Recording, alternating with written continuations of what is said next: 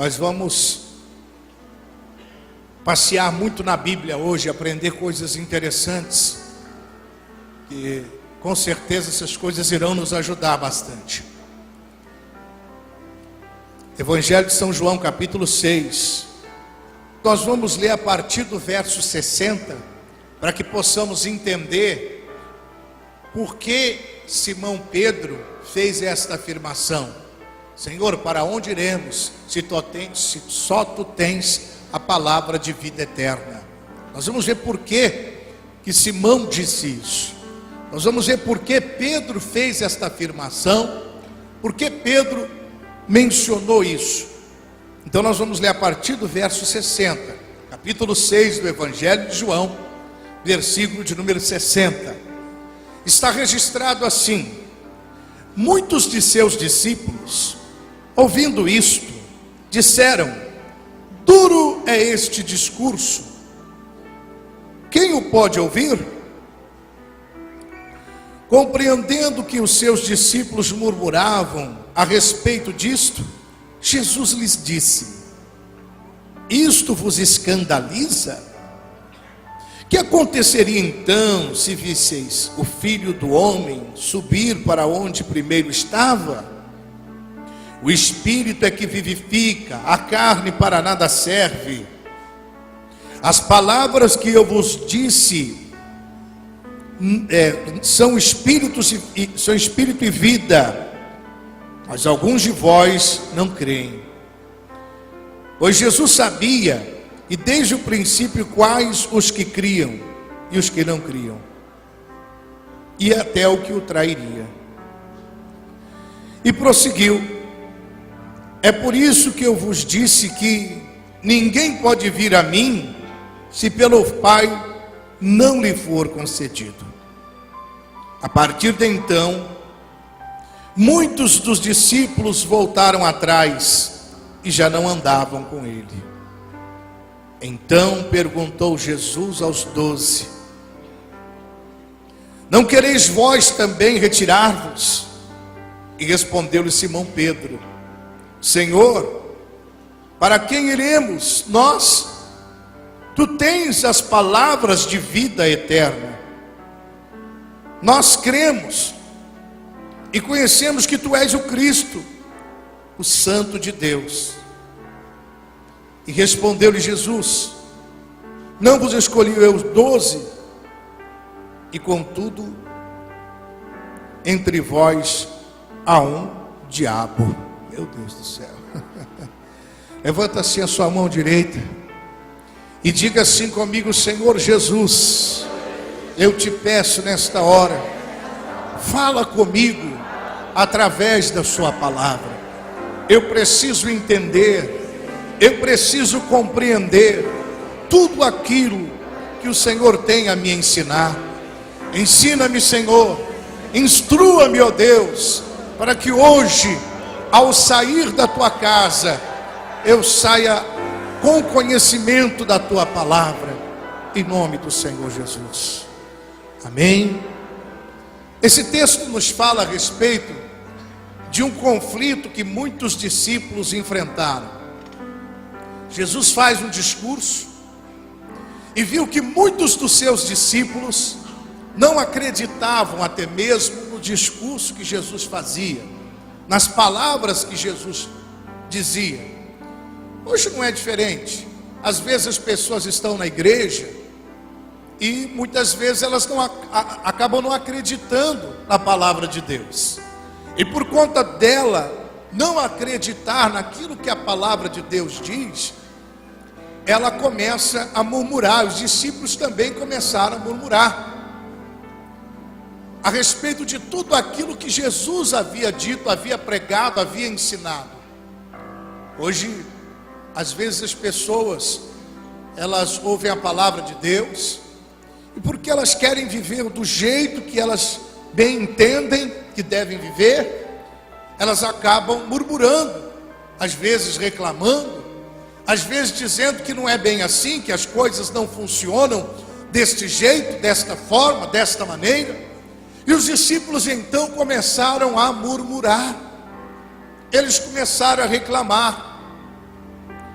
E diz a palavra de Deus que eles chegaram a dizer assim: duro é este discurso, quem poderá ouvir? Duras são estas palavras, quem as poderá ouvir?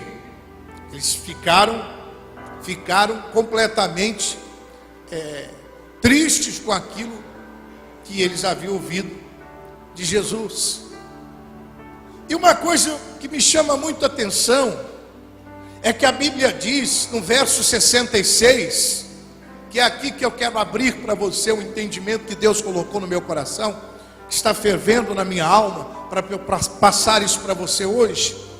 É que a Bíblia diz no versículo 66, que a partir de então, muitos dos discípulos voltaram atrás e já não andavam mais com ele.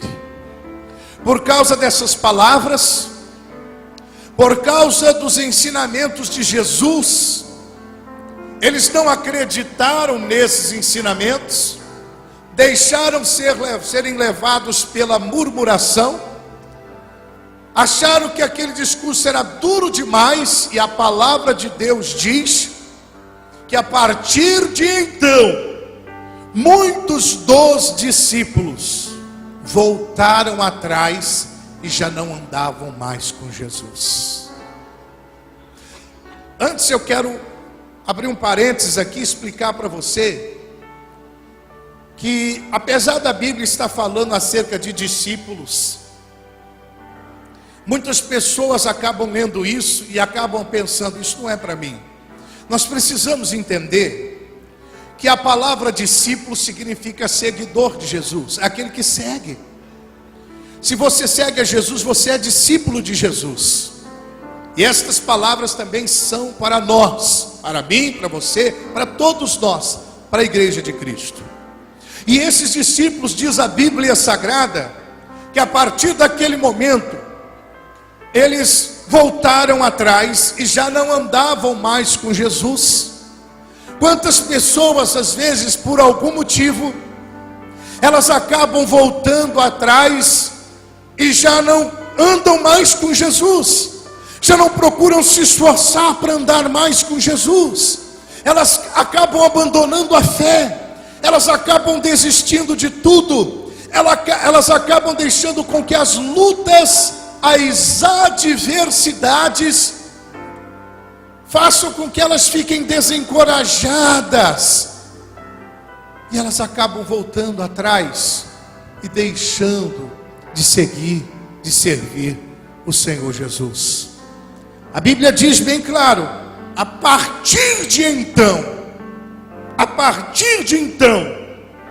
muitos dos seus discípulos, ou seja, dos seus seguidores, voltaram atrás e já não andavam mais com ele, já não andavam mais com Jesus. Isso tem acontecido nos dias de hoje, meus irmãos. Muitas pessoas acabam, por alguma coisa que acontece na sua caminhada com Cristo, porque nós estamos aqui numa caminhada, uma trajetória. Essa caminhada é longa, e no meio desta caminhada acontecem coisas que muitas vezes nos levam a deixar Jesus, a voltar atrás, a não andar mais com Jesus. E dentro desse texto hoje eu quero falar com você pelo menos acerca de 5 coisas que faz com que as pessoas voltem atrás e deixem de andar com Jesus. E eu tenho certeza que o Espírito Santo de Deus vai se revelar ao seu coração nessa reunião de hoje. Porque eu sei que aqui há muitas pessoas que talvez estejam deixando se levar por tantas coisas, estão voltando atrás de uma decisão que tomou acerca do Evangelho de Cristo, e já não estão mais andando com Jesus. E hoje eu quero que esta palavra seja como um bálsamo de Deus na sua alma. Eu quero que esta palavra possa fazer com que você reflita acerca da sua vida, para que você tome uma decisão de voltar para os braços do Senhor, de viver um novo tempo com Deus, uma nova era com o Senhor Jesus. A primeira coisa que eu quero falar hoje que verdadeiramente faz uma pessoa voltar atrás e já não andar mais com o Senhor Jesus, é a decepção. Decepção. O que é a decepção? Decepção é uma ilusão perdida, um desapontamento. Quantas pessoas, por causa de uma decepção, se decepcionaram talvez com o homem, porque o homem é falho, ninguém é perfeito. Se decepcionaram com a igreja, se decepcionaram com uma série de coisas, e por causa da decepção, a pessoa voltou atrás, deixou de andar com Jesus.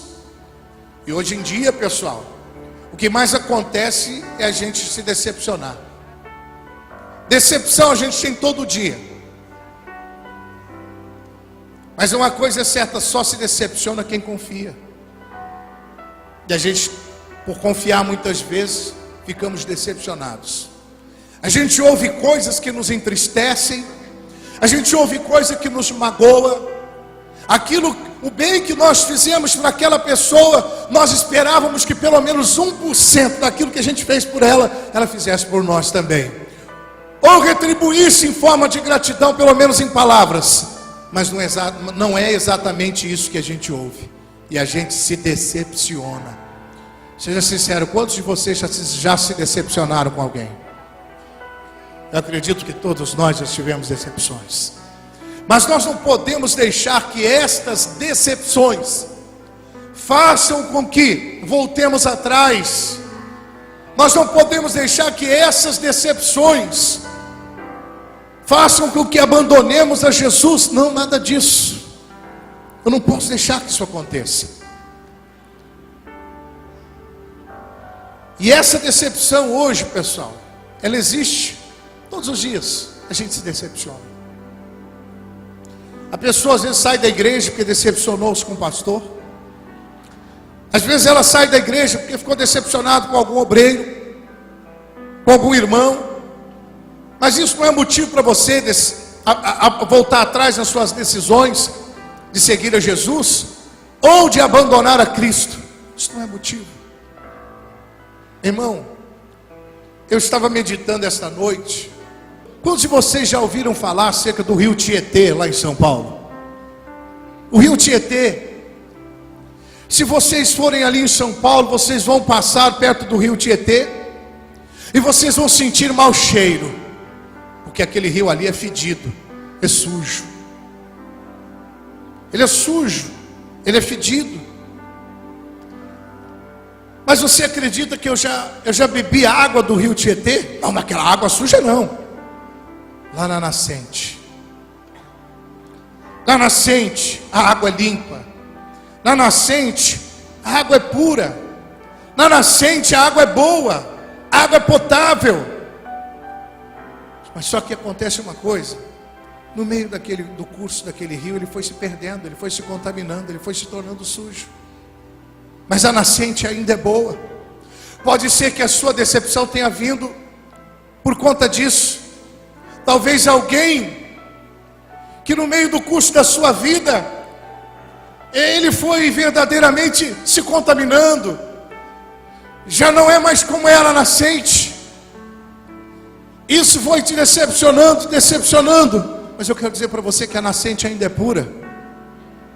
Você foi se decepcionando com a igreja, com a noiva de Cristo, porque talvez a igreja tomou um outro rumo, mas a nascente ainda é pura. E a nascente é o Senhor Jesus, meu irmão. A nascente ainda é pura, e tudo sai de lá da nascente, que é Jesus. Nós não podemos deixar a nascente das águas que jorram do trono de Deus, das águas de Deus, que mata a nossa sede. As fontes são limpas, a nascente ainda é limpa. Se você chegar no centro da cidade ali de São Paulo, você vai ver aquela água suja, você vai ver aquela água fedida. Mas se você for na nascente, você vai ver água pura. Meu irmão, olha para a nascente, Olha para Jesus, porque Jesus é puro, porque Jesus é santo. Não deixe que as decepções façam você abandonar Jesus, façam você deixar de andar com Ele. Por isso que eu olho sempre para a nascente, da onde sai a água pura. Aleluia. A água pura sai do trono de Deus, irmãos. Deus está derramando hoje aqui água pura sobre a sua vida, para lavar você completamente das ideias erradas que você tinha acerca do reino de Deus. Não deixa a decepção fazer você voltar atrás e nem abandonar Jesus. A nascente ainda é pura. A nascente nunca vai ser suja, porque a nascente é Jesus. A nascente nunca vai ser fedida, mal cheirosa. Não, não. A nascente sempre será pura e maravilhosa. Por isso que devemos estar sempre com os nossos olhos em Jesus, olhando para Jesus, o autor e consumador da nossa fé. Ah, porque o irmão falou isso, mas eu estou olhando para a nascente. Ah, porque fulano fez isso, mas eu estou na nascente. Estou em Jesus. Ah, porque fulano me decepcionou, mas eu estou olhando para a nascente. Eu estou bebendo da água da nascente, aonde a água é pura, aonde a água é santa, aonde a água me lava dos meus pecados, me transforma completamente. É para lá que eu estou olhando, é para lá que eu devo olhar. Os discípulos se decepcionaram. Você sabe qual era a visão que os discípulos tinham de Jesus? Que Jesus era aquele que ia lutar contra os romanos para livrar Israel do domínio dos romanos.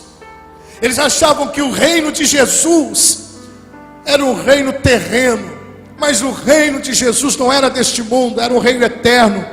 Jesus veio, não foi para lutar com escudo, com espada, com lanças. Jesus veio tirar a alma do ser humano das garras de Satanás. Essa era a maior prisão que o povo de Deus sofria.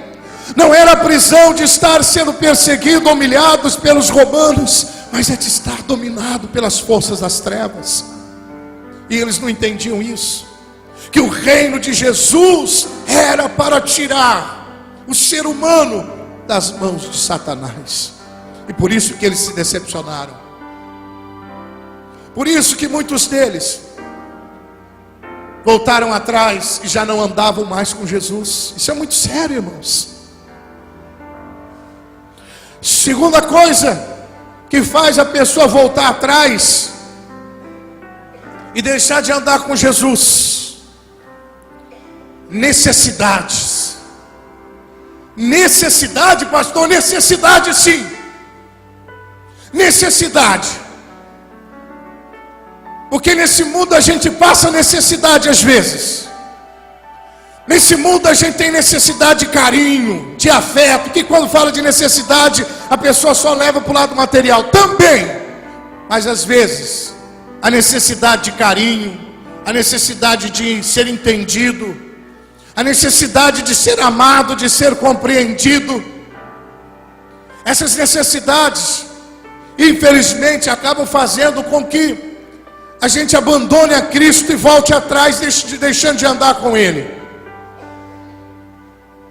A Bíblia Sagrada fala, meus irmãos, no livro de Gênesis capítulo 12, versículo de número 10, que na terra onde o Abraão habitava, houve fome naquela terra.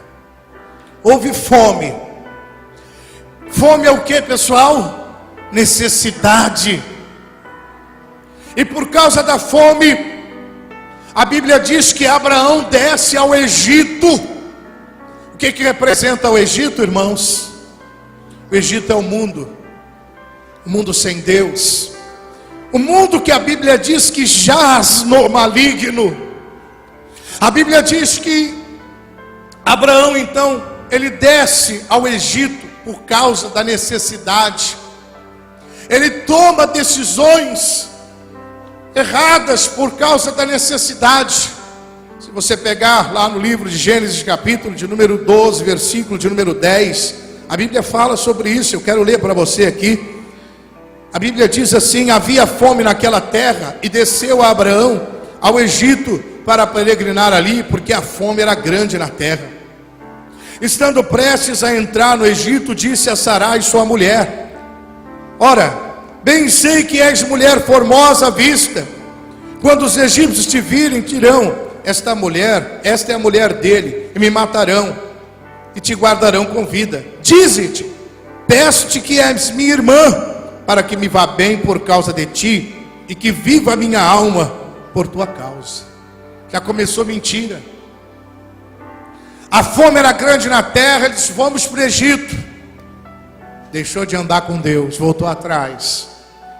Vamos para o Egito. Só que tem uma coisa, Sara, e diz para a mulher dele: olha, Sara, tem uma coisa, você é muito bonita. Quando os egípcios olharem para você, eles vão ver que você é linda. Eles vão matar a mim se você disser que eu sou o seu marido. Então você não vai dizer isso não, você vai dizer que é minha irmã. Você vai dizer que é minha irmã, para que não aconteça nada comigo, que a minha vida seja poupada. Já começou, quando a pessoa desce do Egito, desce para o Egito, acontece isso. Quando a pessoa deixa de andar com Deus, ela começa a mentir, começa a enganar. Ela deixa de andar com Deus por causa da necessidade. Irmão, preste atenção, quando Jesus foi tentado no deserto, a Bíblia diz que ele estava jejuando quanto tempo? 40 dias e 40. E o tentador chegou para ele e disse: se tu és o Filho de Deus, mande que estas pedras se transformem em pães. Jesus tinha uma necessidade. E o diabo trabalhou exatamente aí, na necessidade. Mas o que é que Jesus disse? Também está escrito: nem só de pão viverá o homem, mas de toda a palavra que sai da boca de Deus. Aleluia, louvado seja o nome do Senhor. Irmãos, aí que está o segredo de tudo. Que necessidade a gente enfrenta, necessidade. E como enfrenta, irmãos? Como enfrenta? A gente não pode deixar que isso nos atormente ao ponto de fazer o que os discípulos fizeram, de deixar de andar com Jesus, de voltar atrás, de abandonar a fé. Não deixe que nenhuma necessidade faça isso. Você quer ver um exemplo disso? Eu quero que você abra sua Bíblia no livro de Marcos, capítulo 8, versículo 1. Marcos, capítulo 8, versículo 1. Deus está trabalhando na sua vida hoje, meu irmão. Você vai sair daqui hoje transformado em nome do Senhor Jesus. A presença de Deus está nesse lugar. Eu sinto a presença de Deus aqui hoje. Marcos capítulo 8, versículo 1 e 2 e 3, versículo 1 ao 3, está escrito assim: naqueles dias, reunindo-se outra grande multidão, e não tendo eles o que comer. O que é isso? Necessidade. Eles não tinham o que comer. Jesus chamou os seus discípulos e lhe disse: tenho compaixão da multidão. Estão comigo há 3 dias e não tenho o que comer. Se eu despedir em jejum, para suas casas desfalecerão no caminho, porque alguns vieram de longe. Quando eu li essa passagem na Bíblia, eu vejo que povo de fé, porque a Bíblia nos dá uma informação preciosa aqui. Jesus olha para a multidão e diz: eu tenho compaixão dessa multidão, porque já estão comigo há quantos dias? 3. E eles não tinham o que comer. Mesmo não tendo o que comer, eles estavam aos pés de Jesus já há 3 dias. Eles não se importavam com a necessidade, porque sabia que na hora certa Jesus iria suprir a necessidade deles. Haja o que houver, meu irmão, não sai dos pés de Jesus não.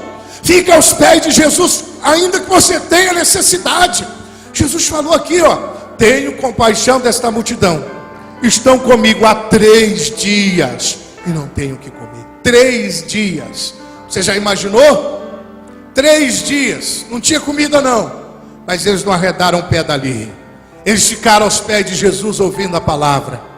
Meu irmão, não deixa a necessidade fazer você voltar atrás ou abandonar Jesus, não. Fique firme. Deus é contigo. Fala para quem está do seu lado: Deus é contigo, meu irmão. Diga para ele, diga para ela: não volte atrás, Deus é contigo. Vamos dar uma salva de palmas para o Senhor. Só quem não vai voltar atrás, aplauda mais forte. Só quem não vai desistir, aplauda o Senhor. Aleluia. Terceira coisa que faz a pessoa voltar atrás e desistir de andar com Jesus. Isso aqui é frequente. É tristeza. Tristeza. Quem sabe você chegou aqui triste hoje, com tanta coisa que aconteceu na sua vida. Você está triste. Você anda muito triste. Diz: o que eu vou fazer da minha vida, Jesus? Você está triste por tanta coisa que aconteceu. Alguma coisa aconteceu no trabalho, na sua casa, talvez até na igreja, entristeceu você. Quem é que nunca ficou triste na vida? Todos nós. Mas nós não podemos fazer com que essa tristeza se torne amargura. Nós não podemos deixar que a tristeza fique enraizada ali, porque isso vai virar raiz de amargura na nossa vida. Isso faz a gente abandonar Jesus, a gente deixar de andar com Ele. Tristeza porque o seu marido falou alguma coisa que te chateou. Tristeza porque a sua esposa falou alguma coisa que chateou você, marido. Tristeza, mãe, porque você só faz cuidar do seu filho, mas ele falou uma coisa que te deixou muito magoada, muito ferida, muito triste. Tristeza porque alguém que muito você ajudou entristeceu você, te caluniando, levantando falso testemunho contra você. O diabo trabalha nessa área para fazer a pessoa voltar atrás e abandonar Jesus, deixar de andar com Jesus. Você quer ver o exemplo disto? Vamos abrir no Evangelho de Lucas. Você está em Marcos, é o próximo livro. Um livro à frente. Lucas capítulo 24. Lucas capítulo 24.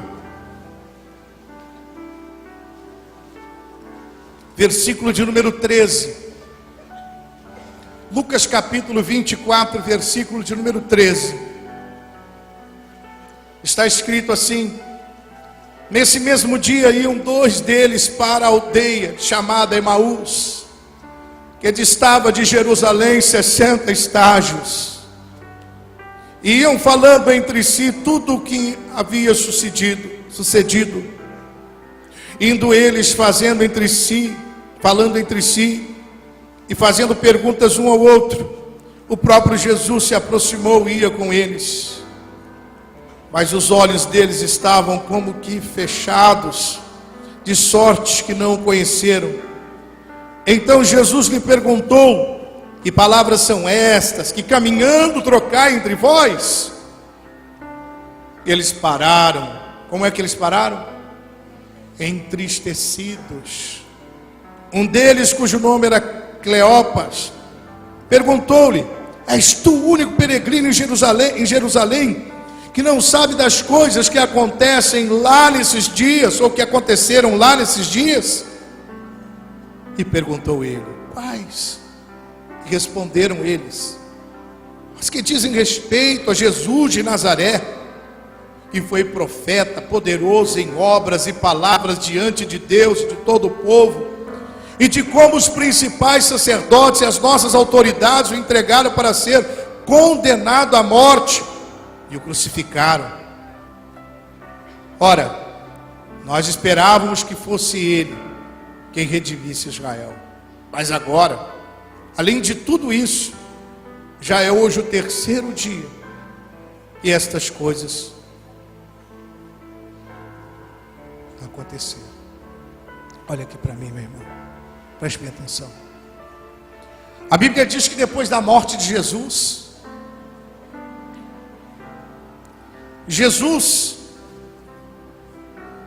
ele aparece, Maria Madalena, ele dá uma ordem aos discípulos. Vocês lembram daquela ordem? Jesus diz: ficai em Jerusalém, até que do alto seja revestido de poder. Mas dois desses discípulos, entristecidos com a morte de Jesus, porque não entendiam o propósito da missão de Jesus aqui na terra, eles saem de Jerusalém, do lugar que Jesus mandou que eles ficassem, e eles começam a ir para Emaús. E Jesus pega aqueles dois homens comentando acerca de todo o acontecimento da morte, crucificação do Cristo. E Jesus para e vê aqueles homens entristecidos, porque a Bíblia diz que eles pararam entristecidos. O final do versículo 17, eles estavam tristes, estavam com tanta tristeza no coração, que por causa da tristeza do coração, eles saíram de Jerusalém, saíram do lugar onde Deus disse que eles deveriam ficar. Eles abandonaram o lugar da promessa, eles abandonaram o lugar onde Deus ia revesti-los de poder. Meu irmão, eu quero dizer para você que a tristeza tem feito muitas pessoas abandonar o lugar da promessa. A tristeza tem feito muitas pessoas abandonarem a igreja. A tristeza tem feito muitos casais se separarem. A tristeza tem feito muitos casais viverem como irmãos dentro de casa, não se relacionam mais como homem e mulher. A tristeza tem feito muita gente abandonar Jesus, deixar de andar com Ele. Mas hoje, em nome do Senhor Jesus, eu quero que o Espírito Santo cure essa tristeza do seu coração, para que você possa sair daqui curado pelo poder de Deus, para a honra e para a glória do Senhor. Eles estavam entristecidos, abandonaram Jerusalém, que era o lugar da promessa, estavam se ausentando de Jerusalém, de onde eles seriam abençoados. O diabo usa a tristeza do seu coração para fazer você abandonar Jesus, deixar de andar com Ele, porque o diabo sabe que se você andar com Jesus, você vai ser abençoado. O diabo sabe que se você andar com Jesus, a promessa de Deus vai se cumprir na sua vida. O diabo sabe disso, igreja, e é por isso que ele não quer deixar você andar com Ele, com o Senhor Jesus. Irmão, preste atenção, quarta coisa que faz a pessoa voltar atrás e abandonar Jesus, deixar de andar com Jesus, é a ilusão. Ilusão é acreditar naquilo que não é verdadeiro. Ilusão. Você jovem, conheceu um rapaz lá fora, que nem era de Jesus, que te iludiu com palavras, você deixou a igreja. Você pensou que ele seria o amor da tua vida, mas ele foi a tua perdição. Você abandonou a Jesus, a igreja, porque ele te iludiu com palavras. Quando você caiu em si, você percebeu que ele não tinha só você, ele tinha mais duas. E você foi iludida com aquelas palavras. Ele te iludia: amor, eu te amo, você é a pessoa mais importante da minha vida. Eu quero você para ser a mãe dos meus filhos, eu quero me casar com você. Mas só que eu não gosto desse negócio de igreja. Igreja para mim não. Eu não quero esse negócio de igreja. E você se iludiu com as palavras dele. Se perdeu, se entregou a ele. Perdeu sua virgindade. Depois descobriu que ele tinha mais duas. É a mesma conversa que ele falava para você, ele falava para as outras duas. Você ficou iludida, e a ilusão te iludiu com palavras e fez você voltar atrás, voltar para o mundo. Não deixe que o diabo te iluda com palavras. Não deixe que Satanás te iluda com palavras. Ele quer te iludir, ele quer te enganar. Você quer ver o exemplo disso? Abra lá em Gênesis capítulo 3, versículo 4. Está escrito assim: então a serpente disse à mulher: certamente não morrereis, porque Deus sabe que o dia em que comerdes deste fruto, os vossos olhos se abrirão e sereis como Deus, e conhecendo o bem e o mal. Vendo a mulher que a árvore era boa para se comer e agradável aos seus olhos, e árvore desejada para dar entendimento, tomou o seu fruto e comeu, e deu também ao seu marido que estava com ela, e ele comeu. Olha só, Deus criou o homem, mulher, os colocou no paraíso. Disse: olha, tudo aqui é de vocês, só com uma restrição: do fruto desta árvore vocês não vão comer. É o fruto da árvore do bem e do mal, que o dia que vocês comerem, vocês vão morrer. Deus não estava falando da morte física em si, mas sim da morte espiritual, que é o afastamento de Deus. E aí vem o diabo, tentando inverter e iludir a Eva. Não, peraí, Deus falou isso aí, porque, olha, se vocês comerem, vocês vão ser como Deus. Por isso que Ele não quer que vocês comam. Por isso que Ele não quer. Resultado, conseguiu iludir Eva. Ela pegou do fruto, comeu, deu ao seu marido. Imediatamente a presença de Deus saiu do homem, uma fração de milésimos de segundos. E aí sabe o que aconteceu? Primeiro resultado, eles perceberam que estavam nus. O que é isso? Maldade. A maldade entrou no coração. Porque o homem andava nu, não tinha maldade.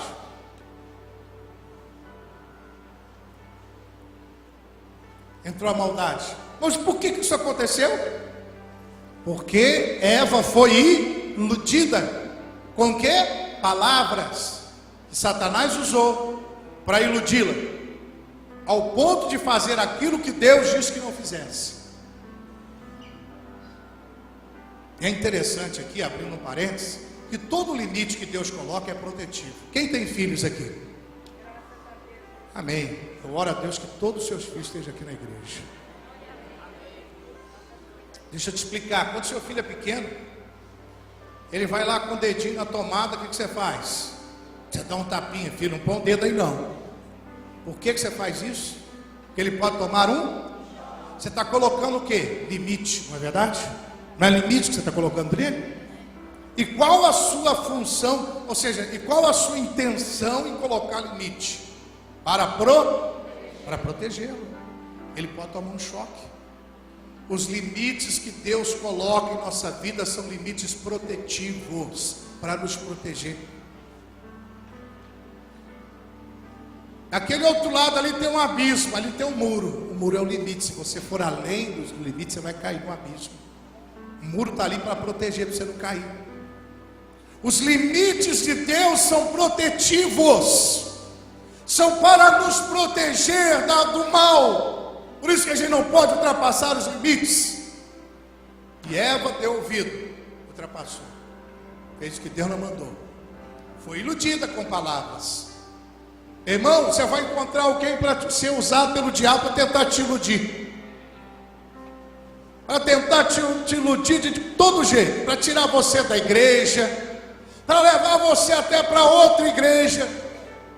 Porque, me perdoa a expressão, mas tem gente que gosta de pescar no aquário. Pagar o preço, orar e jejuar para limpar a pessoa do pecado, purificá-la dos pecados através de oração e consagração, ninguém quer. Depois que você está limpo, seus pecados perdoados, firme na igreja, aí, me perdoa a expressão, vem um encapetado e diz que essa aqui não é boa mais, que a boa é a dele, e te leva para lá, te ilude com palavras. Está cheio de gente encapetada assim. Cheio de gente assim. Não deixe ninguém te iludir, meu amigo. Porque se você deixar se levar pela ilusão de palavras, persuasivas de Satanás, vai acontecer o que aconteceu com os discípulos. Eles deixaram de andar com Jesus, voltaram atrás. Quinta e última coisa que faz a pessoa voltar atrás e deixar de andar com Jesus: olhar para o passado.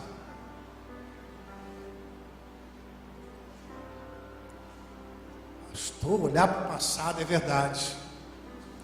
Irmão, ainda que o seu passado tenha sido uma bênção, passou. Agora eu vou olhar para frente, porque eu quero ser melhor do que eu fui lá no passado. E é pior ainda se o seu passado foi triste. É pior ainda você ficar olhando para o passado. Você já prestou atenção que toda vez que a gente olha para o passado, a gente está voltando atrás?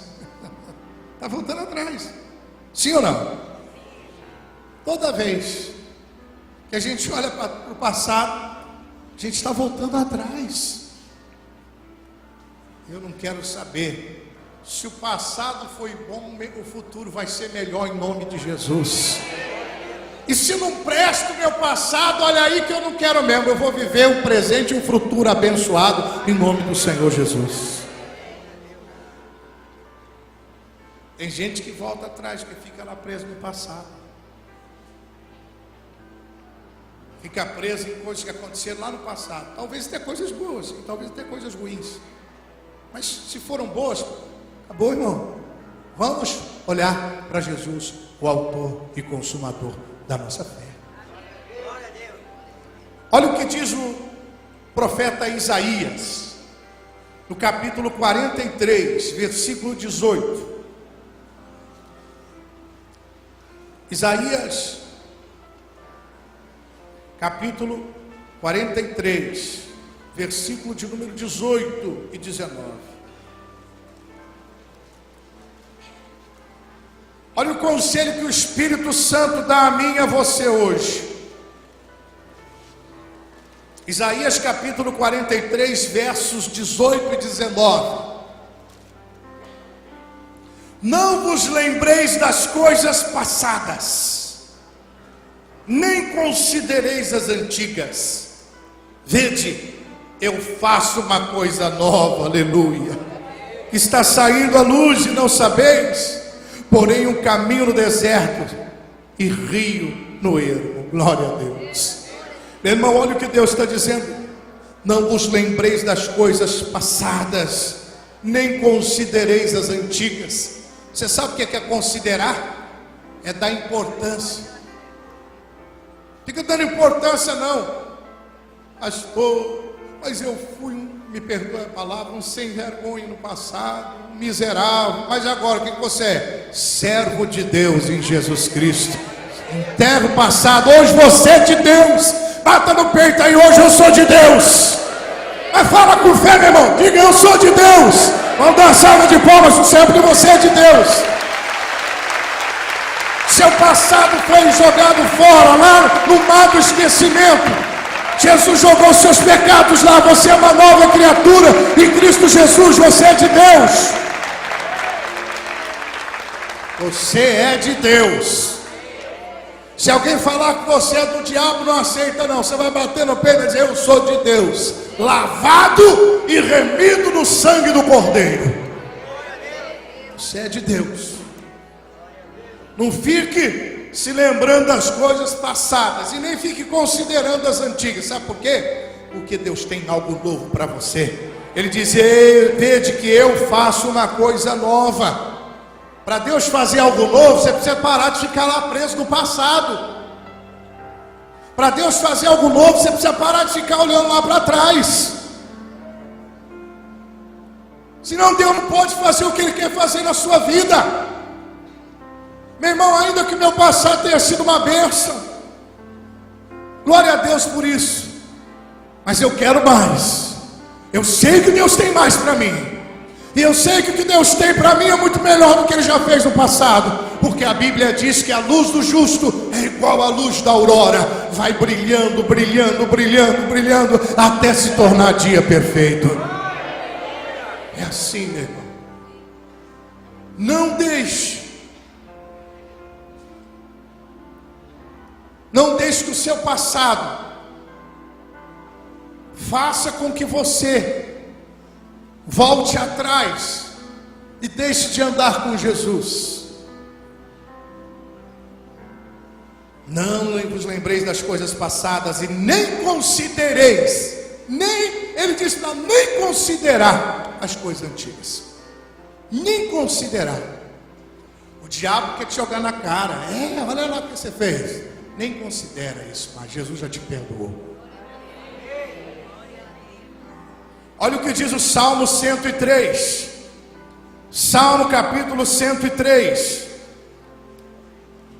versículos 2 e 3, Salmo 103, versículos 2 e 3, está escrito assim: bendizei, ó minha alma, ao Senhor, e não te esqueças de nenhum dos seus benefícios. Quais são eles? É Ele quem perdoa todas as tuas iniquidades e sara todas as tuas enfermidades. Aleluia. Ele perdoou, está perdoado, meu irmão. Você sabe qual que é o problema da pessoa? Deus perdoou, mas ela não se perdoa. Ela fica remoendo. Eu fui mal. Está certo, você foi mal, mas Jesus te perdoou. Agora, não fica preso no passado não, senão você volta atrás. Você não produz nada no seu presente, nem no seu futuro, porque você está preso no passado. Agora, eu seria muito mal se dissesse a você acerca dessas 5 coisas que faz a pessoa voltar atrás e abandonar e deixar de andar com Jesus. E se eu não dissesse como é que você faz para poder andar com Jesus, para poder evitar que essas coisas façam você voltar atrás? O que eu faço? Reconhecimento. Reconhecimento é a chave, a palavra-chave. Reconhecimento é você reconhecer que só Deus pode te ajudar, que Ele é a pessoa mais importante da sua vida. Reconhecimento. É aí que nós vamos chegar no versículo do dia que nós lemos lá no cartão. Vamos lá, o Evangelho de João, capítulo 6, versículo 68. Vamos lá, vamos voltar lá. Nós não começamos lá? Vamos terminar lá agora. Evangelho de João, capítulo 6. Evangelho de João, capítulo 6. Glória a Deus. Versículo 68, irmãos. Glória a Deus. Versículo 68. Respondeu-lhe Simão Pedro: Senhor, para onde iremos? Para onde iremos nós, se tu tens a palavra da vida eterna? Aleluia. É reconhecer que só Jesus tem a palavra da vida eterna, irmão. É reconhecer, como eu disse, que Jesus é a fonte sempre vai ser pura. É reconhecer que só Ele tem a palavra da vida eterna. Só Ele tem a palavra que nós precisamos. É por isso que nós temos que ficar dando ouvido a ninguém, as pessoas que tentam nos tirar do propósito de Deus. Não é ouvir a Jesus, porque é a fonte. E a fonte, a água é limpa, a água é pura. A nascente é limpa, a água é pura. Pedro reconheceu isso. Senhor, para onde iremos nós, se só Tu tens a palavra de vida eterna? Só Deus tem a palavra de vida eterna, meu irmão. Reconheça isso. E se você voltou atrás, se você deixou de andar com Jesus, reconheça que só Jesus tem a palavra da vida eterna. Jesus está olhando para você hoje, está dizendo: eu quero você comigo. Eu te amo. Jesus está dizendo para você hoje. Ele está dizendo: eu perdoo os teus pecados, eu quero fazer de você uma bênção maior do que você tem sido.